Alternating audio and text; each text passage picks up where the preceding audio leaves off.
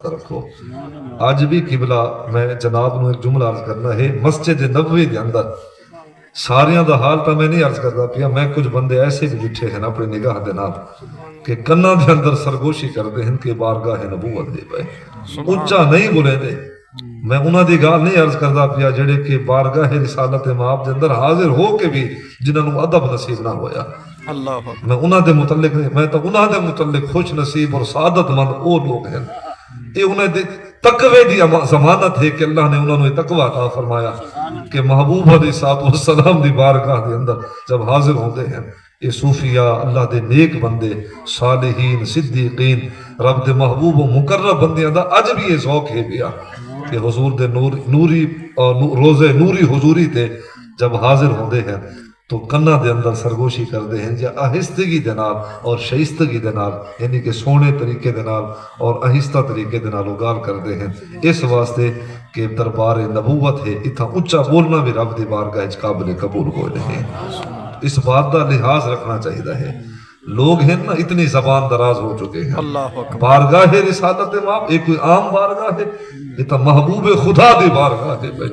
ایک دنیا دے بادشاہ دی مزار اور قبر نہیں ایک انہاں دی روزہ نہیں تو رب دے محبوب دی تربت ہے بھائی یہ تو اللہ تبارک و تعالیٰ دے اللہ اکبر اس ہستی دی بارگاہ ہے جس میں اللہ تبارک و تعالیٰ نے اپنی ذات دوتے شاہد بنایا مشہود بنایا جس میں اللہ نے نبیہ دی سرداری و سلاری عطا فرمائے یہ تو اس محمد کریم دی بارگاہ ہے تو اللہ تبارک و تعالیٰ نے ارشاد فرمایا آمنوا لا ترفعوا اصواتکم فوق صوت النبی ایمان والو اپنے آوازاں نو بارگاہ رسالت مآب دے اندر پست رکھو اور محبوب کریم صلی اللہ علیہ وسلم دی مبارک آواز تو تھوڑی آواز بلند نہ ہوئے ایک تو یہ ادب سکھایا اور دوسرا ادب وَلَا تَجْهَرُوا لَهُ بِالْقَوْلِ كَجَهْرِ بَعْضِكُمْ لِبَعْضٍ فرمایا کہ جی میں ایک روجے دے نال کلام کردے ہو بشیر صاحب دے نال یا نذیر صاحب دے نال کلام کردے ہو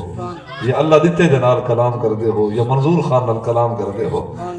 تو فرمایا کہ اس طرح ایک گمان کر کے بھی محبوب دے نال کلام نہیں کرنا بھی جی میں او بشر ہیں بشیر اور نذیر بشر ہیں یہ محمد مصطفیٰ بھی تا بشر ہیں تو اللہ نے ارشاد فرمایا وَلَا تَجْهَرُوا لَهُ بِالْقَوْلِ كَجَهْرِ بَعْضِكُمْ لِبَعْضٍ فرمایا کہ اس طرح کلام نہ کرے جی میں ایک روجے دے نال کلام کردے ہو فرمایا کہ تو محبوب خدا ہیں مقصود کائنات ہیں انہاں دی ذات جی رب نے کوئی ذات نہیں بنائی انہاں دی ہستی جی رب نے کوئی ہستی نہیں بنائی انہاں دی بارگاہ دا ادب کائنات دے ہر فرد تے اللہ نے فرض قرار فرمایا ہے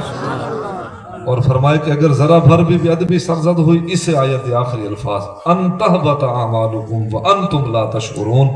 توڑے ساری زندگی دے نیکیاں توڑا زہد تقوی توڑے عمل توڑی عبادات سب کچھ رہ گا ہو ویسی زہ ہو ویسی ہر شے مٹا دیتی ویسی اگر بارگاہ محمد مصطفیٰ دے اندر ذرا بھر بھی بے ادبی سرزد ہوئی تو حضور دی بارگاہ دا ادب کرو قبلہ یہ وقت بڑا ظالم اے زمانہ ہے وقت بڑا پرکٹھن ہے حالات قرب قیامت دے نشانیاں ہیں حالات بڑے خراب ہو چکے ہیں ٹھیک ہے کوئی کسے جماعت نال کھڑا کوئی کسے جماعت نال کھڑا کوئی مذہبی دینی طور تے کسے عقیدے دے نال ہے کوئی سیاسی طور تے کہیں پارٹی دے نال کھڑا ہے لیکن سنامے دے سامنے لوگوں نبی دا ادب ہر اس شخص دوتے فرض عین ہے جن اللہ نے محمد دا کلمہ عطا فرمایا ہے وگرنہ ایمان نہ سلامت راسی اگر بے ادبی سرزد ہوئی اور عمل بھی سلامت نہ راسن اگر بے ادبی سرزد ہوئی نہ ایمان سلامت راسی نہ عمل سلامت راسن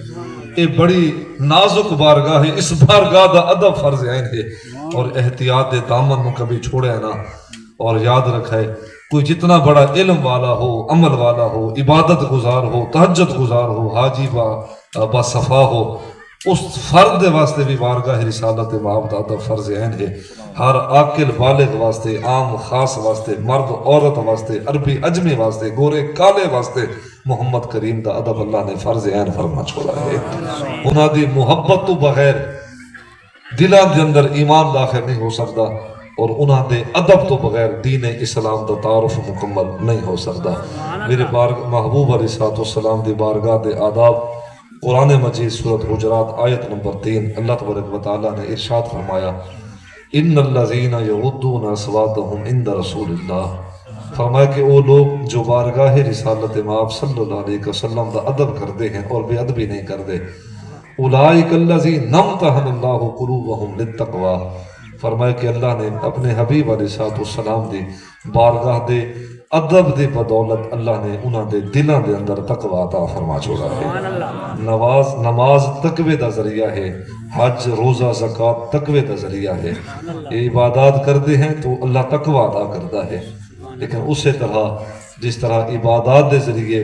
مومن نو اللہ تقوی عطا فرماندا ہے، اسی طرح اللہ پاک اپنے حبیب علیہ السلام دی بارگاہ دا ادب کرن دی بدولت اللہ مومن دے دلاں دے وچ تقوی عطا فرماندا ہے۔ صحابہ کرام علیہم رضوان دی حیات سب دے سامنے ہے، وہ سرکار دے نال اٹوٹ محبت دا رشتہ انہوں نے قائم کیتا، اور بارگاہ رسالت مآب دا ادب تو اتنا کردے ہن، اتنا ادب کائنات دے اندر انہوں نے کہندا نہیں کیتا جتنا ادب انہوں نے کائنات دے اندر محمد مصطفیٰ دا کیتا ہے۔ سرکار دے وضو دے پانے نو زمین تو تینا نہان دے میں سرکار میرے پاک محبوب علیہ السلام جہاں قدم لگے ہیں اس خواب نو سرما بڑھا میں سر دوتے رکھے نا میرے محبوب علیہ السلام دے جسم دے نال لگے ہوئے لباس نو انہوں نے اپنے کفن دی چادرہ بڑھاون دے انہوں نے تاکید و تلقین فرمائے۔ اے حضور دی بارگاہ دا ادب ہے، محبت دا پہلا کرینہ ادب ہے۔ اتنے وقت تک محب نو محبوب دی اصل محبت اور سچی محبت محب نو محبوب دی طرفوں نصیب نہیں ہو سکتی جب تک محب دے دل دے اندر محبوب دی محبت بھی سچی نہ ہو اور محبوب دا ادب بھی کامل نہ ہو۔ تو آقا کریم صلی اللہ علیہ وسلم دا ادب فرض عین ہے۔ اللہ ساریاں کو سرکار دی محبت دی خیرات عطا فرمائے اور حضور دی بارگاہ دے اللہ سانو آداب عطا فرمائے۔ محبوباں تے نکتہ چینی جڑا کرن تو باز نہیں آندا، اصل منافق جانے اس نو جھوٹے پیار جتاوندا۔ سانو دسیا عشق دے مفتی جڑا مڑ مڑ اے فرماوندا، آزم جتھے دل لگ جاوے، آزم اتھے دل لگ جاوے، اتھے عیب نظر نہیں آندا۔